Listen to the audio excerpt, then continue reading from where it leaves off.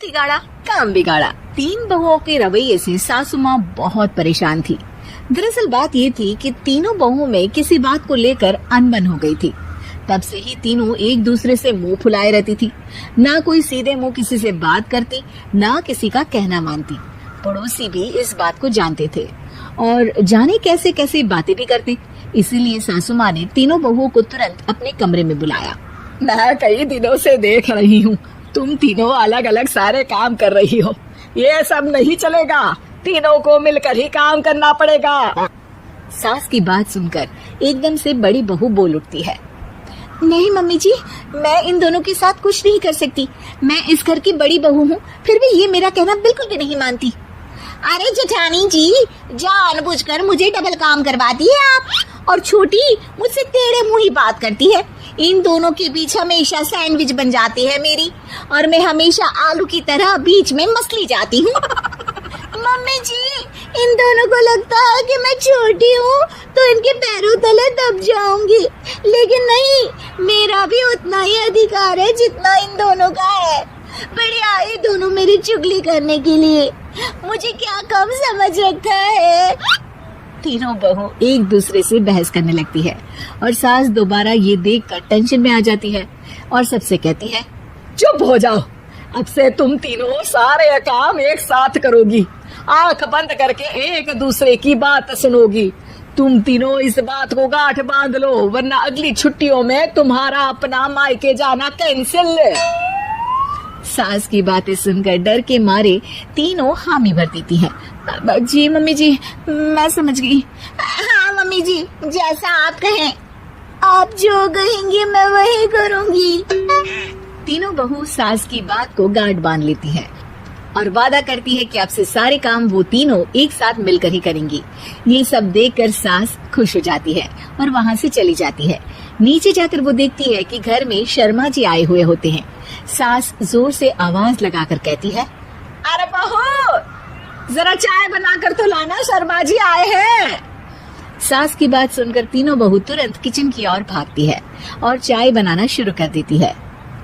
मुझे तो एकदम मसाले वाली कड़क चाय पसंद है, तो हम शर्मा जी के लिए मसाले वाली चाय ही बनाएंगे। अरे नहीं दीदी, गर्मी के मौसम में मसाला चाय कौन पीता है? मैं तो शर्मा जी के लिए इलायची वाली चाय ही बनाऊंगी। ये कैसी बात कर रही हैं आप दोनों? मेरी मम्मी ने सिखाया है कि मेहमान को ज्यादा दूध और शक्कर वाली चाय देनी चाहिए, वरना वो घर वालों को कंजूस समझते हैं। तो मैं तो शर्मा जी को ऐसी ही चाय दूंगी। तीनों बहुएं अपने अपने तरीके से चाय में शक्कर, मसाला, पत्ती सब डाल देती है। उबलने के बाद तीनों मिलकर चाय बाहर लेकर जाती है और शर्मा जी और सासू माँ को देती है। चाय पीने के बाद शर्मा जी सासू माँ को देखकर शर्मा जाते हैं और शर्मिंदा महसूस करते हैं कि आखिर उन्होंने चाय पीने के लिए हामी क्यों भरी। सासू माँ भी चाय पीना शुरू करती है और कहती है, अरे बहू, ये कैसी चाय बनाई है? चाय है या मीठे दूध की बासुंदी? हाँ, चाय अच्छी नहीं लगी क्या? कोई बात नहीं, हम पराठा बनाकर लाते हैं। चलो चलो अंदर। हाँ चलो। हाँ, आती हूँ मैं भी। नहीं नहीं, मेरा पेट चाय नहीं चौपट कर दिया, वही काफी है। पराठे से पोपट नहीं करवाना, मैं तो चलता हूँ। शर्मा जी चुपचाप पतली गली से निकल जाते हैं।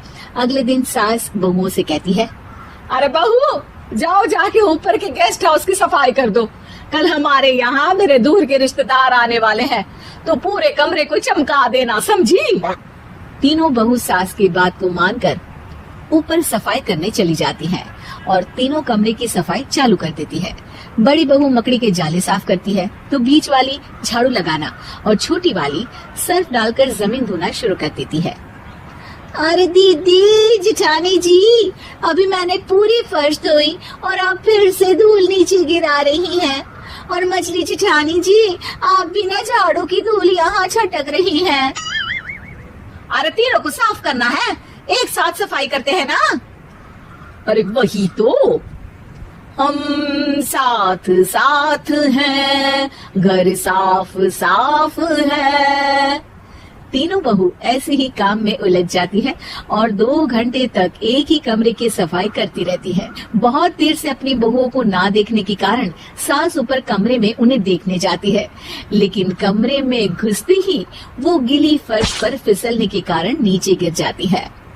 ओरी मोरी मैया, हड्डी मरोड़ के रख दी। आए मेरी तो कमर ही टूट गई रे। तीनों बहुएं सास को उठाती हैं और बिस्तर पर सुला देती है।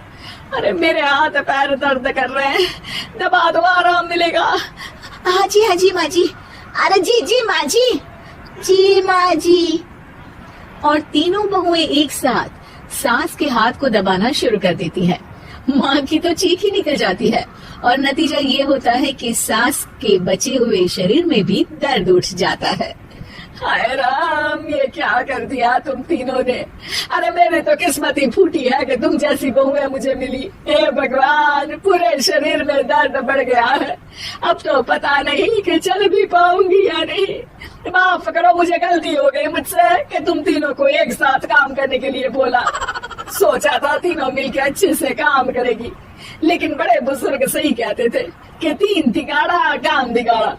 तुम लोगों ने ये बात ना आज साबित करके दिखा दी। तुम तीनों को तो समझाना यानी मानो भैंस के आगे बीन बजाना है। तुम्हें अकेले अकेले काम करना है ना, तो अब से तुम अकेले ही अपना अपना काम करो। तीनों बहुएं वहाँ से जाने लगती है। अरे कहाँ जा रही हो? आप ही ने तो कहा कि अपना अपना काम करो, तो मुझे मुल्तानी मिट्टी लगानी है। अरे मुझे भी तो नेल पॉलिश लगानी है। मुझे ना मेहंदी लगानी है। सास अपना सर पीट लेती है और कहती है, अरे मुझे भी लगाना है कुछ। क्या माँ जी? क्या माँ जी? क्या माँ जी? तुम्हारे घर वालों को फोन तुम्हारी हरकतें बताने के लिए।